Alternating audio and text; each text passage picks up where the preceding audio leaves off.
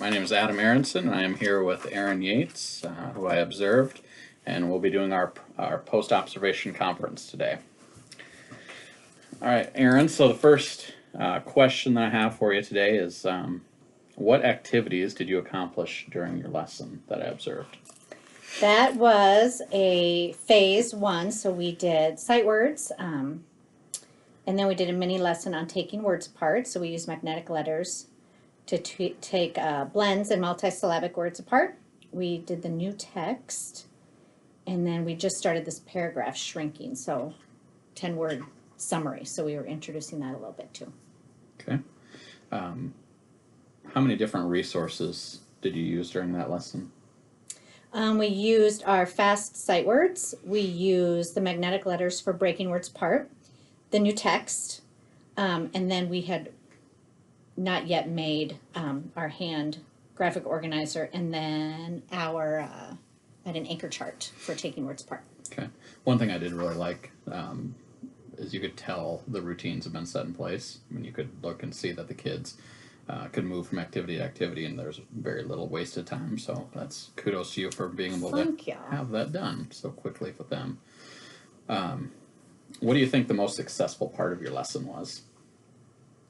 I would say they're beginning to really use the strategies that we're working during our mini lesson on taking the words apart.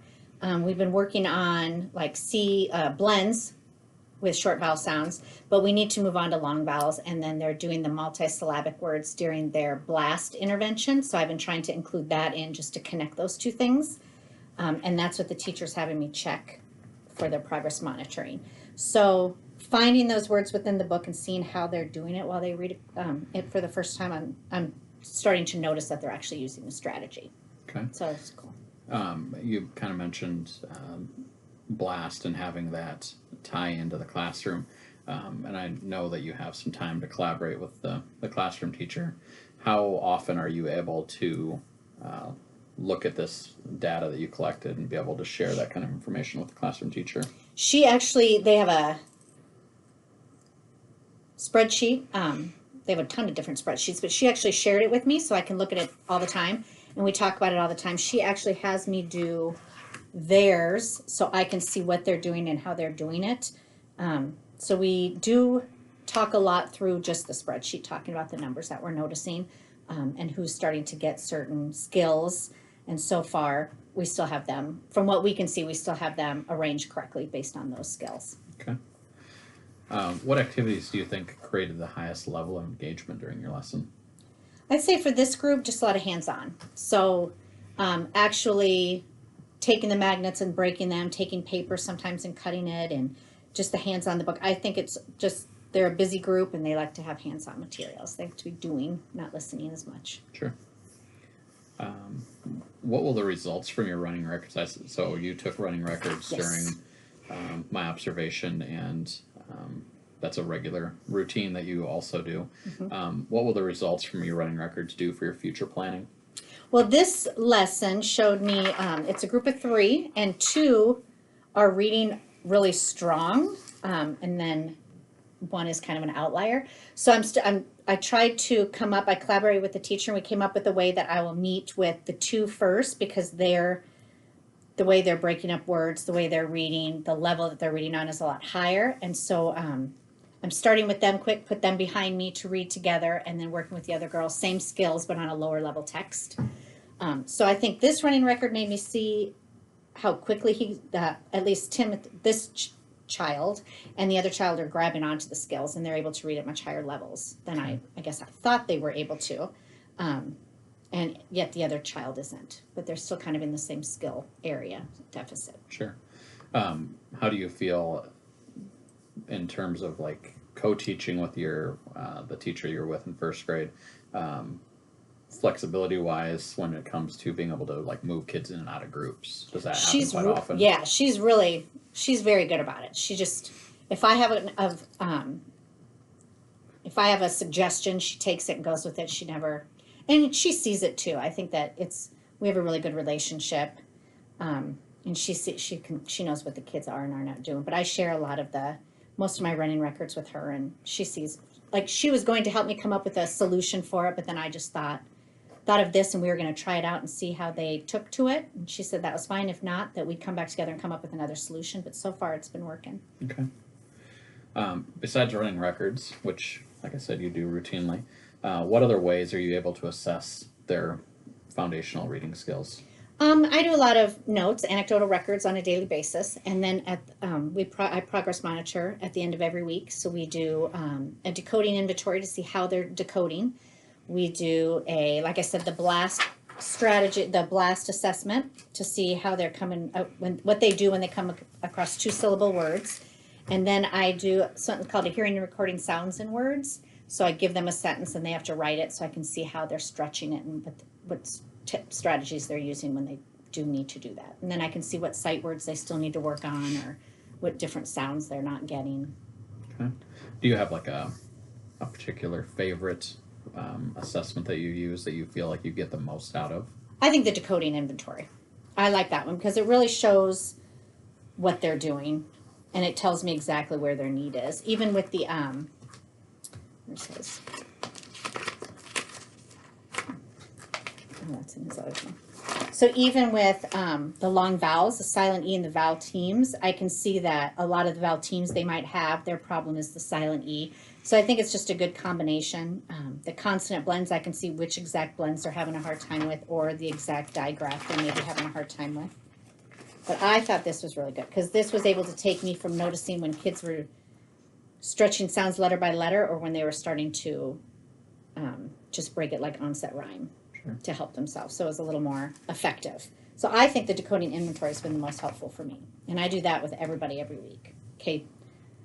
Not so much kindergarten, but first and second. Okay. How long does that assessment take you to usually give? The decoding, a minute, maybe 2. Okay. Depending on where they are, not very long. Okay.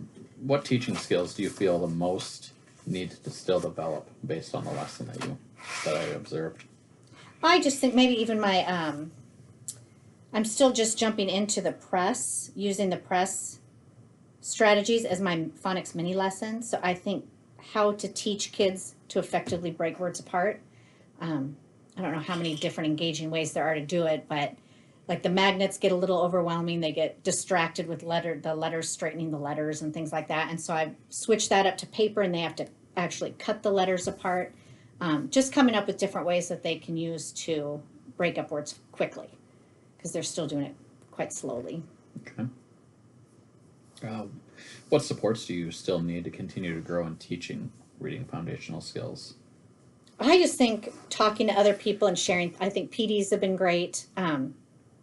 Professional development, just different book resources to help me come up with different ways to teach phonics. Our literacy coach, she helps with different ways to break up words, and then I have relationships with other title teachers, and we just kind of share ideas. Okay. But that's kind of a constant. Sure. Kind of ongoing. Yes. Okay.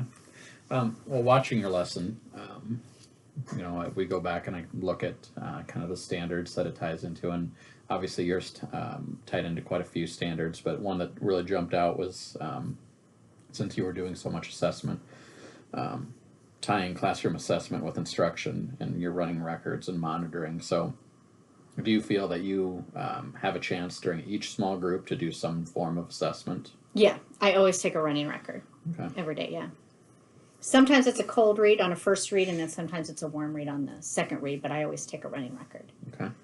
And then another thing, I guess, that I noticed, another standard that jumped out, was your flexibility with responding to kind of how the kids were going in the lesson.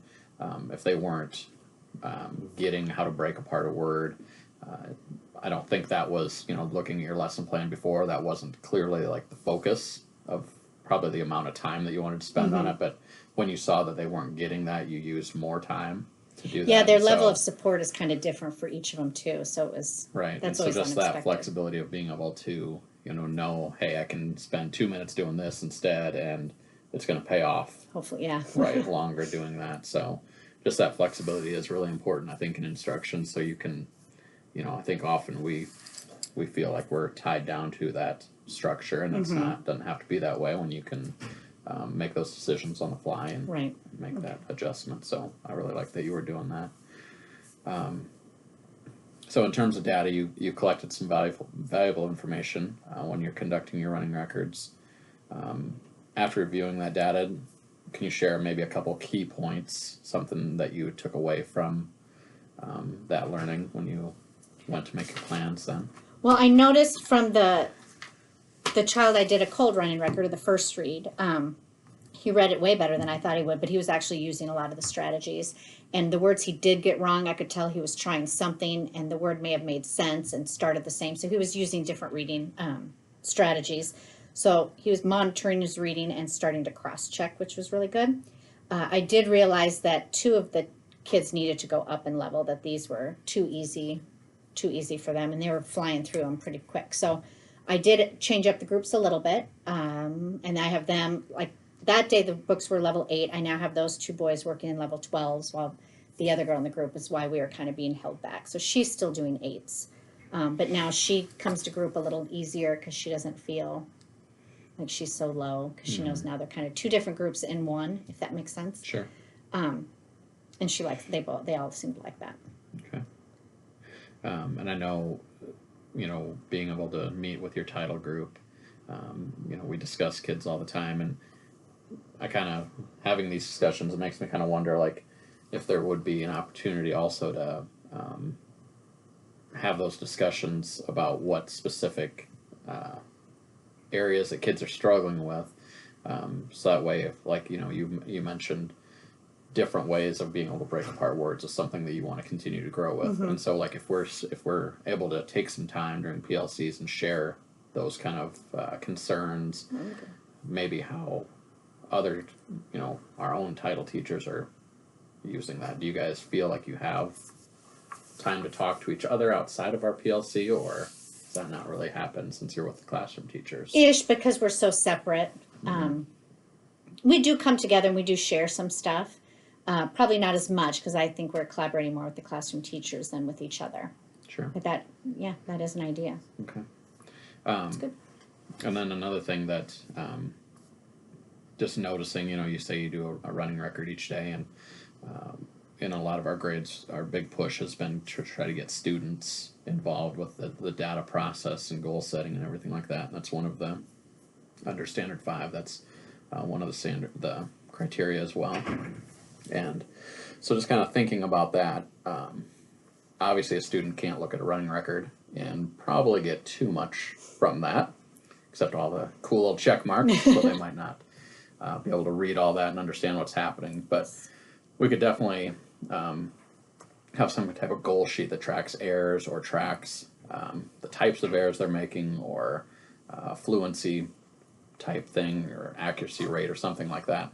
And so kind of looked into that, and what I came up with was this graph that you could kind of use, and it just kind of shows where they can track for accuracy, and then what they can track for fluency, and so that way they can keep track of that each time. I like, because they always ask. They always wonder what we're doing, and they ask how'd I do. And I think that motivates students. I know for fast testing for the older kids, that has motivated some of them to kind of set a weekly goal to keep going with. And so I think that we can get that information off of a running record, and use that type of form for that. No, I like it. Okay. Yeah, it's a good idea. All right. Well, any questions for me today on your post-observation? I do not. All right. Well, like I said, you're doing a lot of fantastic things with our kids. We really appreciate everything that you do for our kids. And Thank you. thank you for your time today. Thank you. All right.